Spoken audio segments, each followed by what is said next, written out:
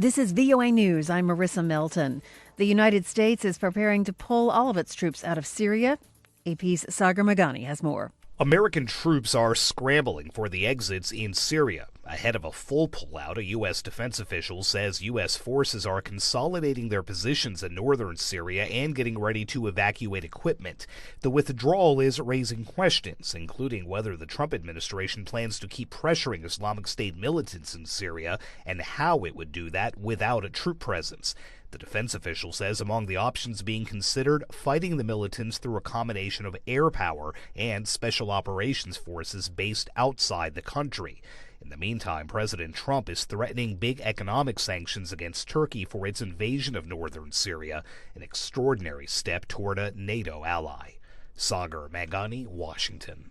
UN Secretary-General António Guterres on Monday called for the immediate de-escalation of the situation in northeastern Syria as the humanitarian situation rapidly worsens. Guterres did not call for the offensive to end, but he urged maximum restraint and said any military operation must fully respect international law, including the protection of civilians. Turkey began a military incursion into northeastern Syria on Wednesday, targeting the Kurdish Syrian Democratic Forces, or SDF. Ankara considers the fighters to be terrorists aligned with separatists inside Turkey. Western countries view the SDF as a key ally in the fight against the self-described Islamic State terror group.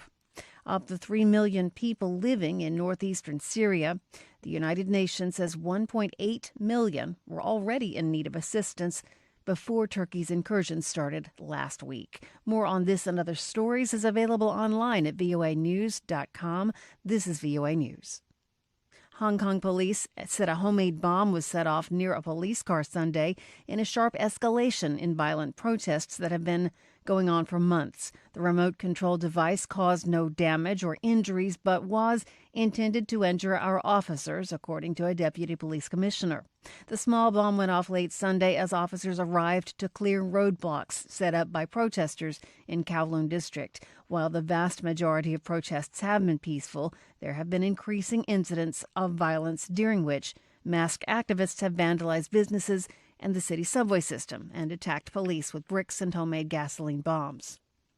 Ecuador's President Lenin Moreno said he struck a deal late on Sunday with indigenous leaders who've mobilized thousands of protesters against a decree that slashed fuel subsidies, agreeing to replace it with one that does more to help the most needy. Michelle Hennessy reports.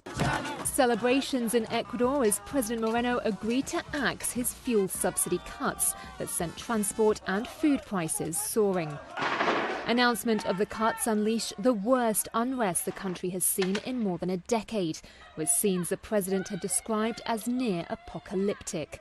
Moreno reached a deal with indigenous leaders, who led the protests, after 3 hours of televised negotiations on Sunday. He's agreed to replace his decree with one that will help the most vulnerable Ecuadorians, in exchange for the indigenous leaders to cool off the protests, which left the capital Quito resembling a war zone.